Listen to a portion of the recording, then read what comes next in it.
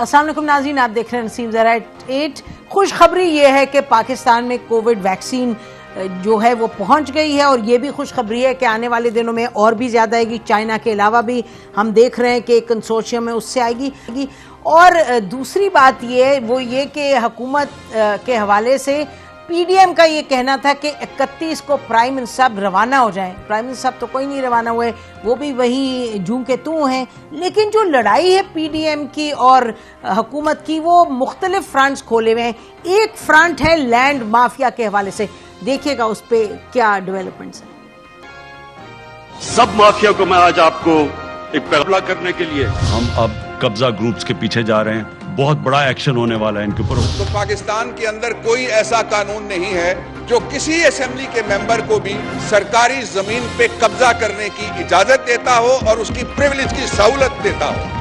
सबसे बड़ा कब्जा माफिया तो ये जाली हुकूमत खुद है और इसकी सारी एटीएम्स हैं और वो सब हैं जिनको इन्होंने तारीखी चोरियों और डाकों के बावजूद बहुत बड़े बड़े एनआरओज दिए। ये सिर्फ 36 लोगों का डेटा है जिनसे तकरीबन 24 अरब रुपए की रिकवरी हुई है और 8085 एकड़ जमीन है। मैं आपको बड़ा वाज़ेह पैगाम दे देना चाहता हूँ कि आपका वक्त हिसाब आने वाला है और हम एक एक बात नोट कर रहे हैं। और आज हमने ये भी फैसला किया है कि जो सरकारी अफसरान इन कार्रवाई में मुलव्वस हैं, इनके खिलाफ हम मुतल्लिका अदालतों के अंदर इस तरह से राय करने जा रहे हैं। तो नाज़रीन, अभी आपने सुना, इसमें हुकूमत भी इन्वॉल्व, अपोजिशन भी इन्वॉल्व, अभी बताएंगे आपको कोर्ट्स भी इन्वॉल्व इसमें और हुकूमत के मिनिस्टर्स भी इन्वॉल्व, अपोजिशन के भी करता धरता इन्वॉल्व। इस वक्त इस पर बात करने के लिए हमारे साथ मौजूद हैं अताउल्लाह तारर साहब, ये डिप्टी सेक्रेटरी जनरल हैं पीएमएलएन के और कोर्ट्स में जो तमाम केसेस वेसेस हैं इनकी भी बड़ी क्लोजली पैरवी करते हैं। बहुत शुक्रिया तारर साहब, आपने हमें ज्वाइन किया है। मुसर्रत जमशेद साहबा स्पोक्स पर्सन हैं पंजाब गवर्नमेंट की और चेयरपर्सन है standing committee on interior Punjab. तो इनसे भी पूछते हैं कि क्या इस वक्त सूरत हाल है। तारर साहब, कल आपने कह दिया, आपने फरमाया कि वक्त हिसाब जो है वो आ गया है करीब और आप सबकी लिस्टें बनाएंगे। तो लोगों ने कहा ये कौन सा लिस्टों की बात हो रही है, वो तो प्राइम मिनिस्टर साहब ऐसी बात करते थे जब वो अपोजिशन में थे। You've torn a page from his book of politics। बहुत शुक्रिया नसीम ज़रा साहिबा। असल में इशू ये है कि जो पॉलिटिकल विक्टिमाइजेशन की एक कैंपेन जारी है और वो सिर्फ ऑपोजिशन रहनुमाओं के खिलाफ है और मुस्लिम लीग नून के लोगों के खिलाफ पर्चे भी दर्ज किए जा रहे हैं। और टेक्निकलिटीज, आपको ये समझना होगा कि टेक्निकलिटीज और इर्रेगुलरिटीज पे उनके खिलाफ कार्रवाइयां की जा रही हैं, उनके घरों को, दफ्तरों को मिसमार किया जा रहा है और ये कार्रवाइयां अमूमी तौर पे छुट्टी वाले दिन की जाती हैं ताकि कोर्ट्स तक रसाई ना हो जाए। लाहौर में खोखर बरादरान का केस हुआ, हाई कोर्ट ने कहा कि सिविल कोर्ट ने जब स्टे दिया था तो ये कार्रवाई एडमिनिस्ट्रेशन की हाई हैंडेडनेस है, एडमिनिस्ट्रेशन ने ये गलत कदम उठाया और पुरानी पोजीशन रिस्टोर की जाए, वो कोर्ट ऑर्डर भी हमारे पास है। सियालकोट में ख्वाजा आसिफ साहब के एक करीबी साथी, वो प्राइवेट लैंड है, उनकी अपनी मलकियत की लैंड है, वहां दफ्तर था, नक्शे में इरेगुलरिटी थी और उन्होंने रिवाइज नक्शा जमा कराया, उसके बावजूद उनका दफ्तर गिरा दिया गया। कोई सरकारी इरादी नहीं, कोई किसी और शख्स की वो जमीन नहीं, इसके बावजूद जिस तरीके से ये कार्रवाइयां हो रही हैं, ये बहुत ही, मैं समझता हूं कि एक सियासी इंतकाम इस हवाले से है क्योंकि इनके पास कारकर्दगी है नहीं, मईशत इनसे कंट्रोल नहीं हो रही, बेरोजगारी, महंगाई, भूख, मुफलिसी, गुर्बत। अब इनका एक ही बयानिया है, वो है नाम निहाद एहतसाब का, जो होते हुए नजर नहीं आ रहा। जो मैं लिस्टों की बात कर रहा था, हमने अभी तहैया किया है कि शहजाद अकबर साहब के भाई का मामला हो जो कब्जा उन्होंने किया पिंडी में, और ये स्टोरी है जनवरी 2020 की, 1 साल होने को आया है। 4 अफसरों के तबादले हुए इंक्लूडिंग डिप्टी कमिश्नर रावलपिंडी और उसको ब्रश अंडर द कार्पेट किया गया। वजीर आजम ने लाहौर का सीसीपीओ लगाते हुए अपने बहनोई के हवाले से कहा कि बहनोई के प्लॉट पे कब्जा करवाया जाए, तब आपको सीसीपीओ लगाया जाएगा। वो हाईकोर्ट ने ऑर्डर दिया कि वो इनके बहनोई का प्लॉट था नहीं, तो हमने तय किया है कि हम प्राइवेट कंप्लेंट्स और कोर्ट्स में केसेस लेके जाएंगे इंतजामिया के अफसरान के खिलाफ जो गैर कानूनी तौर पे ये सारी पॉलिटिकल विक्टिमाइजेशन तारड़ की साहब कैंपेन कब ले जा रहे हैं केसेस, आप ये कब केसेस ले जा रहे हैं? आज हमारी इस पे कानूनी मुशावरत हुई है और सियालकोट वाला केस हम इंशाल्लाह इसी हफ्ते दायर कर देंगे। ठीक। और खोखर बरादरान से भी बात हुई है, वहां भी तय ये किया गया है कि जो एडमिनिस्ट्रेशन के अफसरान हैं इनके खिलाफ, जिसको प्राइवेट कंप्लेंट कहते हैं और उर्दू में इस्तगासा कहते हैं, हम वो दायर करेंगे। और देखिए, मुझे जाने, एक सेकंड, मुझे मुसरत जबीन साहब के पास जान दे। I come back to you Pakistan. Tarar साहब मैं आपके पास वापस आऊंगी। मुलाजिम है जी, मैं आपके पास वापस आती हूँ। तारड़ साहब जरा मुझे मुसरत जमशेद साहब से पूछने थे। मुसरत साहब ये बताइएगा कि यकीनन लैंड माफिया पाकिस्तान का एक बहुत बड़ा कैंसर है, आज का नहीं, ये बहुत दिहाइयों से मसला है। कुछ तो लोग कहते हैं इवैक्यूएट ट्रस्ट से शुरू हुआ भाई ये किस्सा। ये बताएं कि उसको पकड़ना तो बड़ा अच्छा है, लेकिन कोर्ट, अब लाहौर हाई कोर्ट का सामने ऑर्डर हमारे पास रखा है, उन्होंने कहा जी ये सेशंस कोर्ट ने कहा था कि ऑपरेशन ना करें, फिर भी आप ऑपरेशन किया, तो ये जो भी करना है ये तो कानून के दायरे कार में रह के करना है। बिस्मिल्लाहिर्रहमानिर्रहीम। बहुत शुक्रिया नसीम ज़ारा साहिबा। सबसे पहले तो मैं अर्ज करूं, हमें ये देखना पड़ेगा कि ये कब्जा माफिया हम सारे सुनते आ रहे हैं, मैं तो बचपन से सुन रही हूँ और आपने भी अपने पूरे सहाफती करियर में ये सुना होगा कि कब्जा माफिया कब्जा माफिया। सोचने की बात ये है कि कब्जा तो हो रहा है, जिसमें गवर्नमेंट लैंड पे हुआ, ओवरसीज पाकिस्तानी सबसे बड़े विक्टिमाइजेशन है, और वो गरीब तबका जिनकी पूरी जिंदगी की जमा पूंजी होती है और उसके ऊपर ये काबिज और गासिब लोग कब्जा कर लेते हैं, लेकिन उनका होता कुछ नहीं। उसकी वजह, इसकी बैकग्राउंड को हमें देखना पड़ेगा। और इसकी रियल चीज ये है कि जो रूलिंग एलीट होती है वही कब्जा माफिया की पुष्टपनाही नहीं करते, वो डायरेक्ट बेनिफिशियरी होते हैं। ये चीज अंडरस्टैंड करने की जरूरत है। कब्जा माफिया और कब्जा कराने वाले एक उनके फ्रंट मैन है जो फ्रंट पे खेलते हैं, इनकी सर्टन परसेंटेज होती है। बाकी सारा मैं अर्ज करती हूँ खोखर बरादरान से हम शुरू कर लेते हैं।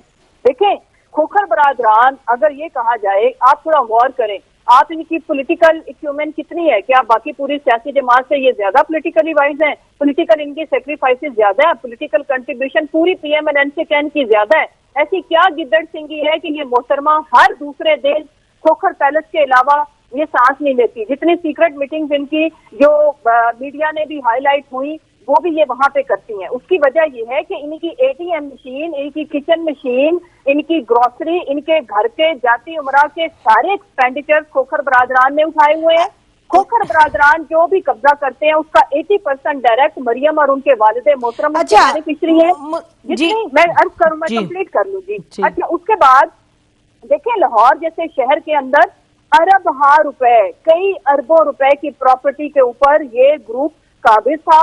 और ये सिर्फ फ्रंट मैन है। मरियम को जो सबसे ज्यादा तकलीफ है, जिसको वो पॉलिटिकल विक्टिमाइजेशन का नाम दे रही है, इस ओनली टर्म, ये इनके फ्रंट मैन है। और मैं अर्ज करूं, खुरम दस्तगीर का जो पेट्रोल पंप था, जो जिसको हमने गिरा के पास बनाया है, क्या वो गवर्नमेंट एराजी नहीं थी? वो जाते ना कोर्ट में। अच्छा ठीक है, एक सेकंड मुसरत साहबा, एक मिनट।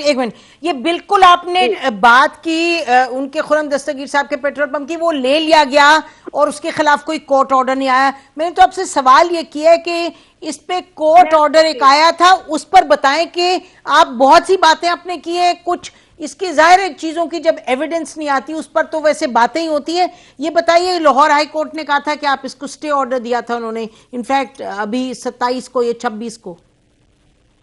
देखिए, चूंकि ये I am not a lawyer और ये मेरे नॉलेज में तो है नहीं। जो मैं कहना चाह रही हूँ कि ये जो ड्राइव शुरू हुई है ये रुकने वाली है नहीं। इंपॉर्टेंट चीज इसमें जो समझने की जरूरत है कि जब आपके मुल्क के वजीर आजम, उनका पूरा खानदान कब्जा माफिया खुद होता है, ये कब्जा माफिया के पीछे नहीं है, ये आगे है। 80% मैं बोल रही हूँ डायरेक्ट बड़ी जिम्मेदारी के साथ इनको जाता है। अभी जब इनकी वालदा मोहतरमा का इंतकाल हुआ है, सारी जमीनों की, पूरी इनकी प्रॉपर्टी के सारी जो भी इंतकाल, सब कुछ इन दोनों भाइयों खोखर बरादरान के जिम्मे है। ये इनके बिहाफ पे सारा लूट मार इन्होंने की, जिसमें डायरेक्ट बेनिफिशियरी मरियम और उनका पूरा खानदान, और उसके बाद 20% वो खुद उन्होंने रखा होगा। और ये अगर 20% एक प्रॉपर्टी, अगर आप कितने जुल्म की बात है कि ये गरीब मुल्क, ये गरीब आवाम क्या लूटने टूटने के लिए बने थे, जबकि उसकी मुसरत साहिबा, ये तो मुसरत साहिबा, ये तो कोर्ट में नहीं आपको करना होगा ले जाके एविडेंस। मुझे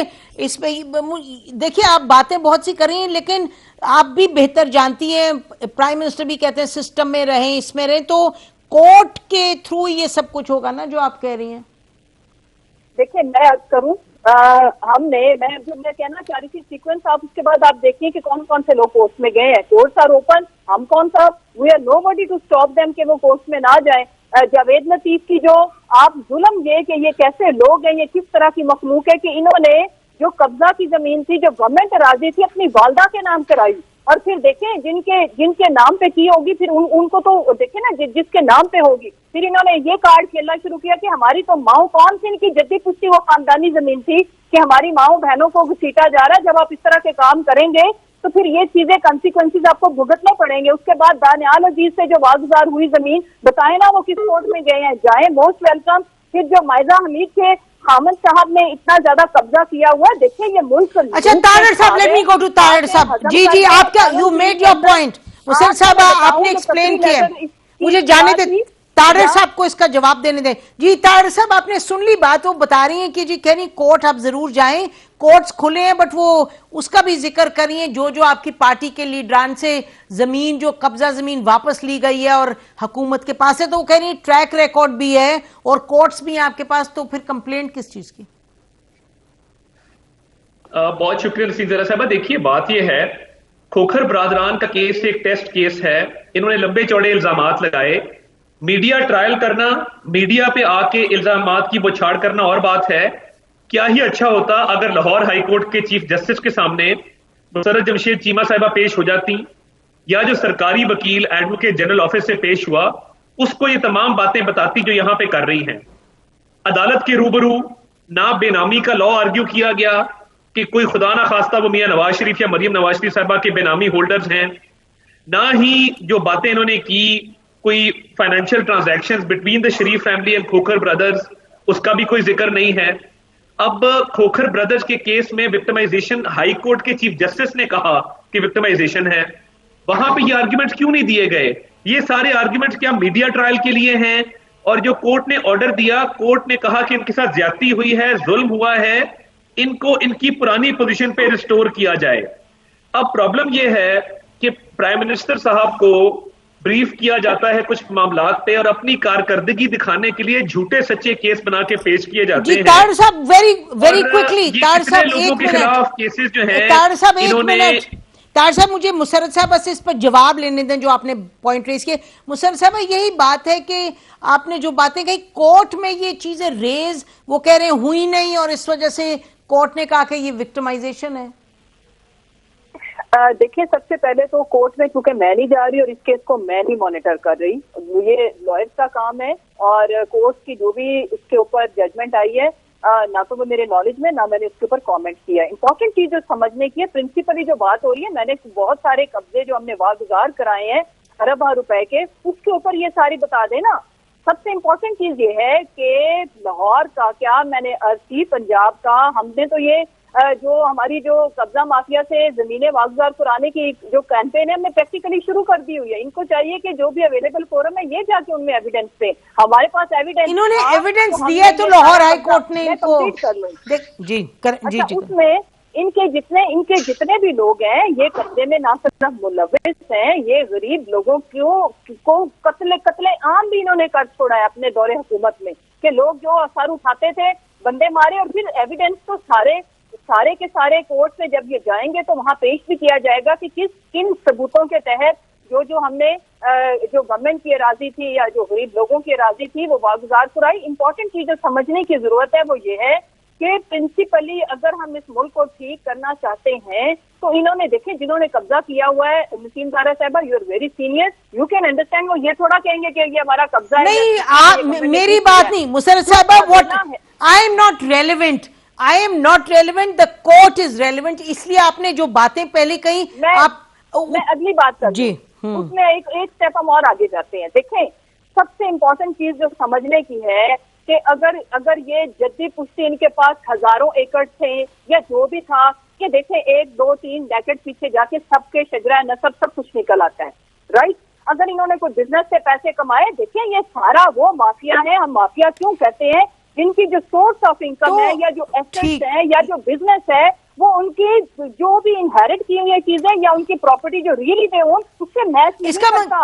कोर्ट में इसको डिस्कस नहीं किया जी। हराम का पैसा लोगों का लूट के तो फिर रैलियों के ऊपर रवायत डाली कि इन्होंने जिस तरह से पैसा फेंका, ये एटीएम तो कहती है, बहुत बड़ा क्लेम करती है। मुशर्रत साहिबा, मरियम खुद आए ना, ये बताए किसके घर का मुशर्रत साहिबा ये क्या कोर्ट में के मुलाजमों को तनख्वाहें कहाँ से जाती है, और इसी वजह से कतरी लेटर प्रोड्यूस हुआ क्योंकि ये पैसा मुशर्रत साहिबा कोर्ट में तो केस को प्रूफ करना होगा ना। देखिए जो भी बात है, अभी आपने बात कर दी दानियाल अजीज साहब की, आपने खुर्रम दस्तगीर साहब की, आपने कहा कि वो कोर्ट में नहीं गए क्योंकि बात मुस्तनद थी और जी चले जमीन वापस हुकूमत ने ले ली। लेकिन आप मुबैना तौर पर आप कह रहे हैं दानियाल अजीज की, इनकी मुझे डिटेल नहीं मालूम, लेकिन इस केस में कोर्ट ने, हाई कोर्ट के चीफ जस्टिस ने अगर इनके हक में स्टे ऑर्डर दिया, हक में तो पूरा नहीं है ताहिर साहब, स्टे ऑर्डर है वो भी, अभी तो केस उस पर होना है, तो बात तो असल में ये है कि ये तमाम चीजें तो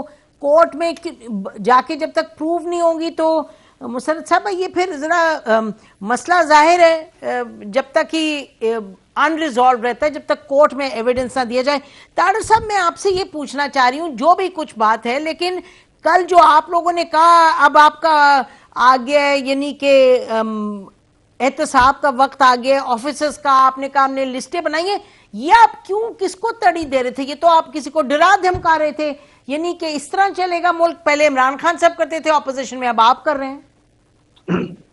देखिए, मैं मुशर्रत जमशेद चीमा साहिबा ने कोर्ट का ऑर्डर नहीं पढ़ा और खोखर बरादरान पे 10 मिनट की पूरी तकरीर की।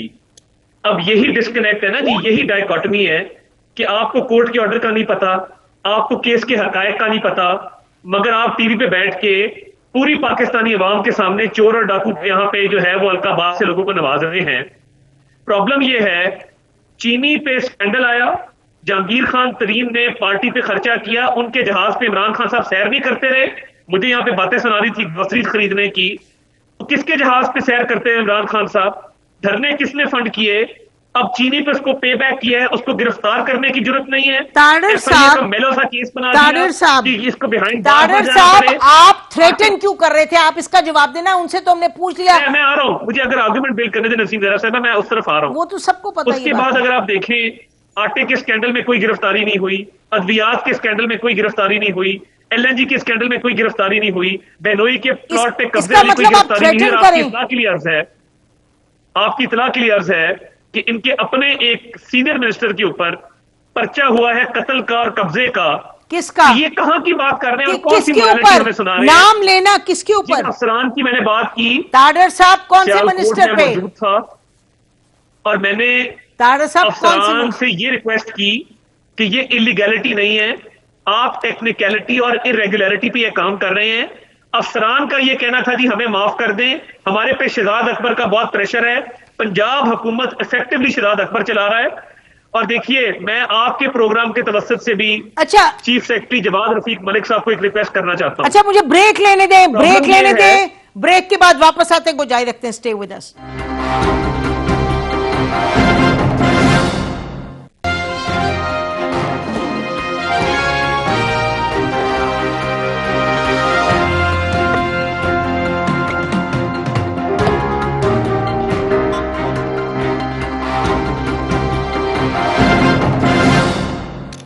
वेलकम बैक नाज़रीन। बात हो रही है इस वक्त लैंड माफिया पे, और बात ये भी दुरुस्त है कि हजारों एकड़ और अरबों रुपए वर्थ ये जो ज़मीन है वो कब्जे से वापस भी ली गई है, लेकिन कवानीन के तहत तमाम चीज़ें होनी चाहिए। अभी ब्रेक पे जाने से पहले ये भी कह रहे थे तारिर साहब के शहजाद अकबर साहब पंजाब की गवर्नमेंट जो है वो चलाते हैं और ये ऑपरेशन वो आके ओवरसी कर रहे हैं। देखें, सबसे पहले तो ये कि इनसे इनकी करप्शन का हिसाब या जवाब पूछा जाए तो इनके पास बहुत ज्यादा लंबी लिस्ट होती है झूठों की। इनसे पूछा जाए कि कतरी लेटर क्या हमने प्रोड्यूस किया था, उसको आगे चले ना, आगे चले, टाइम कम है, कतरी लेटर की बात से आगे चले। आपको मैं तारिर साहब को अर्ज करूं कि ये जितनी मर्जी लिस्टें बना लें, ये जितने मर्जी जो ऑनेस्ट अपराइट ऑफिसर्स हैं उनको ये हरास कर लें।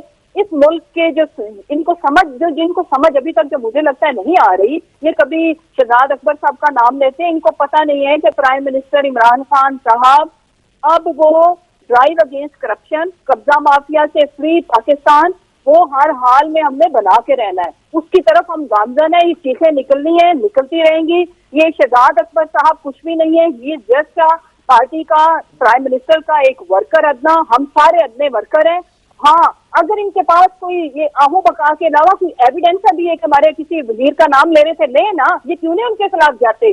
अगर इनकी हुकूमत पिछले कई दहाइयों से थी, जितने कब्जा माफिया बकौल इनके हमारे साथ है, इन्होंने आज तक उनको क्यों नहीं फिक्स किया? इन्होंने हमें क्यों नहीं फिक्स किया? सवाल इनसे पूछा जाना चाहिए। जी तारिर साहब, अगेंस्ट करप्शन, जी तारिर साहब, आप कोर्ट छोट में जाएं। ताल्लुक जिस मर्जी सियासी जमात से हो, वो वागुजार भी होगा, जो कानून के मुताबिक सजाएं है वो भी मिलेंगी। और अगर हमें कानून में अमेंडमेंट करनी पड़ी इस मुल्क को साफ सुथरा करने के लिए, जहाँ जहाँ हमें लेजिस्लेशन करनी पड़ी, हम वो भी करेंगे तारिर साहब, ड्राइव को स्मूथ करने के लिए।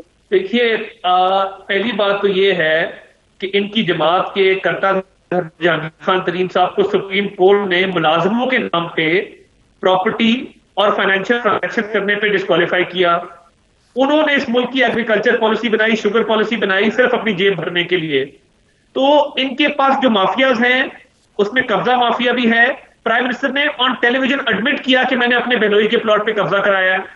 कोई गिरफ्तारी अमल में नहीं आई है। नहीं, वो चीनी हो, वो आटा हो, वो बिजली हमने हो, तो वो ये नहीं हथियार सुना हो। कि मैंने कब्जा करवाया है। तारिर साहब, ये कहा था प्राइम मिनिस्टर ने कि मैंने कब्जा करवाया है। मैं अर्ज करता हूं, उन्होंने क्या कहा था? उन्होंने कहा कि मेरे बहनोई का प्लॉट था, उस पे उसका पोजीशन एस्टैब्लिश नहीं हो रहा था। मैंने एक सीसीपीओ लगाया, सीसीपीओ ने वो पोजीशन लेके दिया। हाई कोर्ट का ऑर्डर आ चुका है कि वो गलत था, वो कब्जा करवाया गया थ्रू सीसीपीओ लाहौर। अब मुझे बताइए, जब हाई कोर्ट कह रहा है कि वजीर आजम ने गलत किया, तो नैब किधर है? मिसयूज ऑफ अथॉरिटी में ये नहीं आता? इख्तियारात का क्या ये नाजायज इस्तेमाल नहीं है? और मुशर्रफ साहिबा ने जितनी बातें की वो रेटरिक की, एक लीगल बात नहीं बता सकी है। हम जो अफसरान की बात करते हैं, वो अफसरान की बात हम इस पैराए में करते हैं कि उनके खिलाफ हम प्राइवेट कंप्लेंट्स और इस्तगासा दायर करेंगे। और इस्तगासा इसलिए दायर करेंगे कि वो गैर कानूनी काम कर रहे हैं। और अभी भी आप देखें, मैं कल चीफ सेक्रेटरी पंजाब और आईजी पंजाब को भी ये मैसेज दिया कि आप अगर इस बात से ना हटे तो आपके खिलाफ अदालतों में जाएंगे। कानूनी चाराजोई का हक हम रखते हैं, क्योंकि इन्होंने जितने भी स्कैंडल आए हैं वो अवाम की जेब पे डाका डाला है। अवाम को महंगाई की सूरत में उसका खमियाजा भुगतना पड़ा है। चीनी आज भी 100 रुपए है। कब्जा माफिया, रियल एस्टेट वाले, मैं नाम ले लेता हूं, असद खोखर नामी इनका वजीर है जी, अच्छा। उसको वजारत से हटाया गया क्योंकि वो डीएचए लाहौर में कब्जे कर रहा था। उसको वजारत से हटा के मामले को ब्रश अंडर द कारपेट किया गया। मुशर्रफ साहब, ये बात दुरुस्त है, कोई अराजी बागजार नहीं कराई गई। इतने केसेस हैं। और शहजाद अकबर साहब जो कर रहे हैं, उनके भाई मुराद अकबर ने जो कब्जा किया पिंडी के अंदर, उसका जवाब कौन देगा? हमारे पास तो कागजात मौजूद हैं, अदालतों के ऑर्डर मौजूद हैं। तो ये जो एक निजाम चल रहा है ना जी, हम उन अफसरान को जो गैर कानूनी हुक्म मान रहे हैं और अपने हक से इनराफ कर रहे हैं, जिन्होंने बतौर सिविल सर्वेंट लिया था, उनको ये पैगाम देना चाहते हैं कि वो किसी सियासी जमात के रुकन नहीं है। वो पाकिस्तानी कानून के पाबंद हैं, पाकिस्तानी आइन के पाबंद हैं। और अगर इनके प्रेशर में आके ये काम करेंगे तो कानूनी तौर पे उसका खमियाजा भुगतना पड़ेगा। मैं अपनी बात पे अभी भी कायम हूं। आप अपनी बात पे अभी भी कायम है जी। मुशर्रफ साहब, आप बड़ी क्विकली जी। मैं ये अर्ज करूं कि ये जिन जिन लोगों के नाम ले रहे हैं, इनके पास ये तो कह रहे हैं हम कोर्ट में जा रहे हैं। यही तो मैं इनको चैलेंज कर रही हूँ कि हम तो आपका 3 दहाइयों से जो चोरी का माल है वो निकाल रहे हैं, हम तो आपकी कोई कसर नहीं छोड़ेंगे। तो अगर आपके पास एविडेंस है, वो जिसके अगेंस्ट भी है, आप जाएं, आप जाके वो मीडिया के सामने रखें। आप भी तो मीडिया ट्रायल कर रहे हो, तो आज आप नाम ले रहे हो। और वो जब आपके 2 प्लाजे गिर चुके हैं इस वक्त, तो आप हमारे 2 लोगों के ऊपर कीचड़ उछाल रहे हैं। मैं तो यही कहूंगी। और अगर एविडेंस है तो प्राइम मिनिस्टर ने किस वक्त किसी एक बंदे को, मेरे समेत उनकी जितनी भी टीम है, हमने कभी किसी को डिफेंड किया ना हम करेंगे। इंपॉर्टेंट चीज ये है कि अगर वाकई कोई किसी बेजाबतगी में मुलविस हुआ तो कोर्ट ले जाए उनको। जी बिल्कुल। अगेंस्ट करप्शन शुरू है, कब्जा वागजार होना ही होना है। और चाहे जितना मर्जी पुराना है, उसके लिए हाँ, हम एक काम जरूर करेंगे कि इस सारी ट्रांजैक्शन को स्मूथ करने के लिए हमें मजीद लेजिस्लेशन करनी पड़ी, वो हमने करनी है। लेकिन लेजिस्लेशन के लिए आपके पास लोग पार्लियामेंट में इतनी सपोर्ट भी होनी चाहिए जो लेजिस्लेशन आप कर पाए। पंजाब में भी आपको जरूरत होगी सपोर्ट की। इलेक्शन आप देखेंगे अच्छी कानून साजी होगी इंशाल्लाह। अच्छा चले, बहुत बहुत शुक्रिया आपका तार साहब, आपका भी मुसर्रफ जमशेद साहब, आपका भी। नाज़रीन, बात भी दुरुस्त है कि कुछ PMLN के लीडर हैं जिनसे जमीन वापस ली गई और वो हुकूमत ने पास ही रखी क्योंकि वो जायज तौर पे वापस ली गई थी। और ये भी बात दुरुस्त है कि ये जो खोखर बरादरान का केस है वो हाई कोर्ट ने फैसला दिया है, फिल वक्त उनके हक में स्टे ऑर्डर दिया है। और आखिर में बात ये तो माननी पड़ेगी कि जितनी यहाँ करप्शन हुई, चाहे लैंड माफिया और भी माफिया, फाइनली उसको कायदे और कवानीन के तहत, कवायद और कवानीन के तहत ही उसको रिजॉल्व किया जाएगा। और नाज़रीन, ब्रेक के बाद आते हैं वापस और बात करेंगे कि जो पेट्रोलियम प्राइसेस एकदम से इतनी बढ़ी हैं उसमें क्या इस हुकूमत का कसूर है या इस वक्त जो सिचुएशन है ग्लोबली उसका। Stay with us.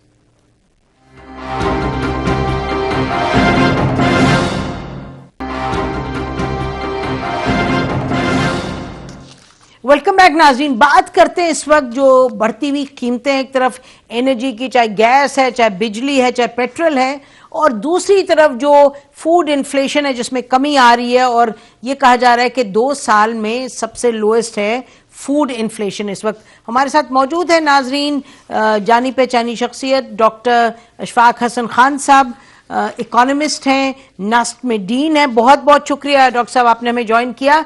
तो बताइए डॉक्टर साहब, ये 2 ट्रेंड्स नजर आ रहे हैं। एनर्जी की प्राइसेस बढ़ती जा रही हैं जिसकी वजह से इंडस्ट्री में लोग नाराज हैं और टेक्सटाइल इंडस्ट्री वाले अपनी जगह कह रहे हैं जी बड़ी हमारे साथ ज्यादती हो रही है, और दूसरी तरफ फूड इन्फ्लेशन जो है उसमें कमी आ रही है। How do we see this जी? देखिए, ये 2 मुख्तलिफ चीजें हैं ना। एनर्जी की प्राइसेस तो इस महीने बढ़ी हैं, पिछले महीने और इस महीने में बढ़ी हैं, तो इसका इम्पैक्ट अभी आएगा अगले जब इन्फ्लेशन में, तो हम देखेंगे कि शायद नॉन फूड इन्फ्लेशन बढ़ जाए।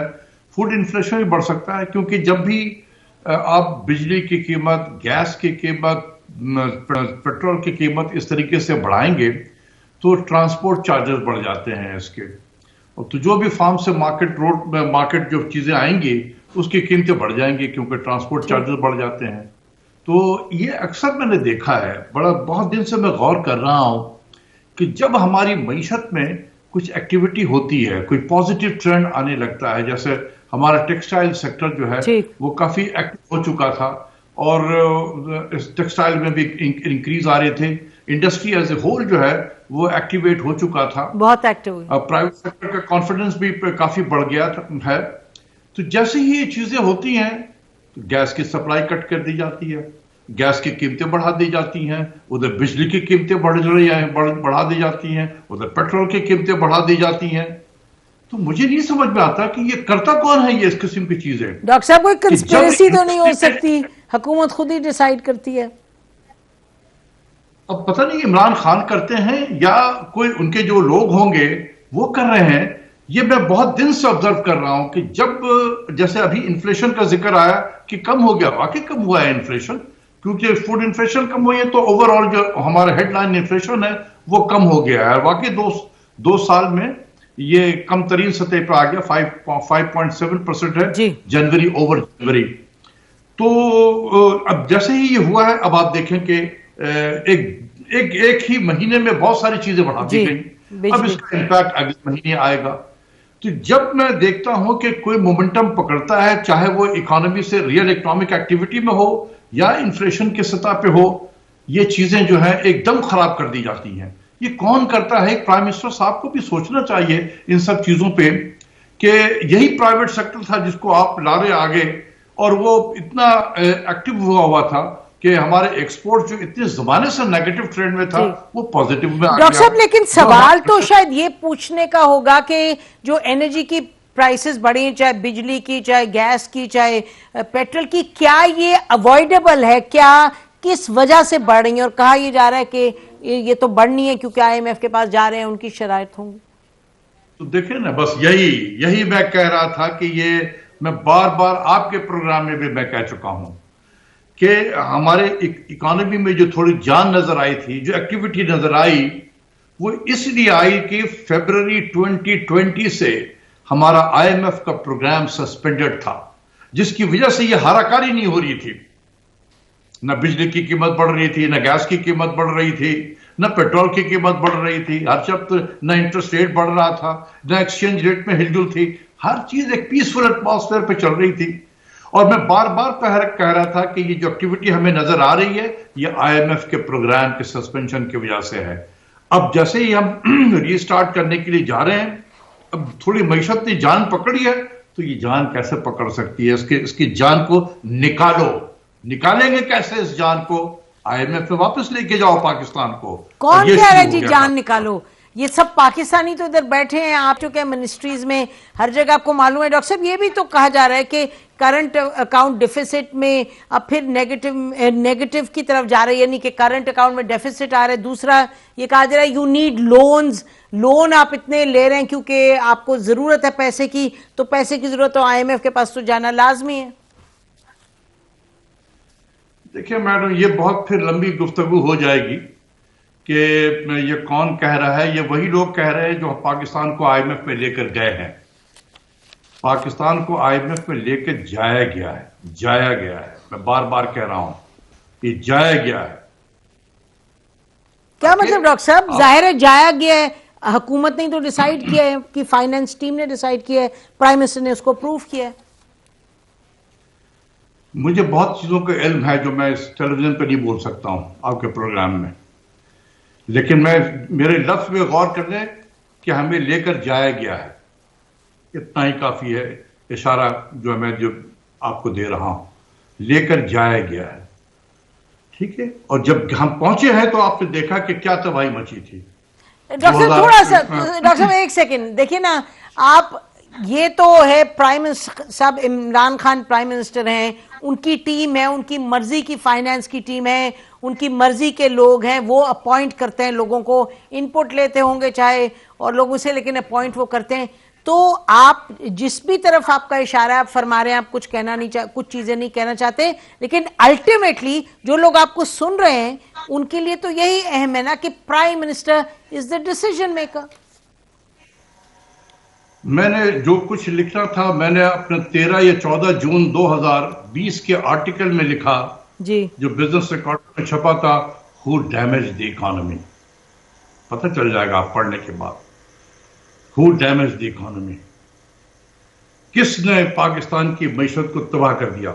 मैं लफ्ज बहुत स्ट्रांग यूज कर रहा हूं इसलिए कि मैं बहुत सारी चीजें, देखिए बाकी जो लोग हैं उन्हें इतना चीजों का पता नहीं होता है, इसलिए वो उनको जो है वो एक नॉर्मल इसमें ले लेते हैं। अल्लाह ने मुझे कुछ दी है, थोड़ी सी, मैं स्टूडेंट हूँ इकोनॉमिक्स का, मैं पढ़ता रहता हूँ रोज सुबह शाम, तो मुझे बाकियों से थोड़ा ज्यादा इल्म है क्योंकि मैं स्टूडेंट हूँ, पढ़ता रहता हूँ। तो उस लिहाज से मैं आपसे ये कहना चाह रहा हूँ कि पाकिस्तान की इकोनॉमी को डैमेज किया गया। तो किसने किया डैमेज? आप क्या करें? आर्टिकल पढ़ लें आप, यानी कि अब जहां हम अब खड़े हैं, आप क्या कह रहे हैं कि IMF के पास ना जाए हुकूमत, तो उसी में अच्छा ही है? देखें, मेरा ये व्यू है कि IMF में चूंकि अब जा चुके हैं, पहले तो जाना नहीं चाहिए था, लेकिन जब जा चुके हैं तो ठीक है, अब आप उसको मुकम्मल करें, 2022 तक आप मुकम्मल करें इसको। लेकिन IMF को ये बता दें कि नो मोर ये हाराकारी जो चल रहा है ना, बिजली की कीमत, उसकी कीमत, उसकी कीमत, समझ में नहीं आ रहा कि कीमतें बढ़ा के कौन सी मुल्क की इकोनॉमी किसी की बेहतर होती है। हमें रिफॉर्म्स पे सिर्फ कंसंट्रेट करना है, सिर्फ रिफॉर्म्स पे। ये बिजली की कीमत बढ़ाने से बिजली के मसाइल नहीं हल होंगे, ये स्टेटस को मेंटेन किया जाता है कीमतें बढ़ाकर। कीमतें बढ़ाना इज नो रिफॉर्म्स। अच्छा, इंस्टीट्यूशनल रिफॉर्म की जरूरत है। बहुत बहुत शुक्रिया डॉक्टर साहब आपका हमें ज्वाइन करने का। इंशाल्लाह फिर तकलीफ देंगे, जरा तफसील में इन्हीं चीज़ों पर बात करेंगे। नाज़रीन, हमारी तरफ से आज इतना ही। खुदा हाफिज़। पाकिस्तान जिंदाबाद।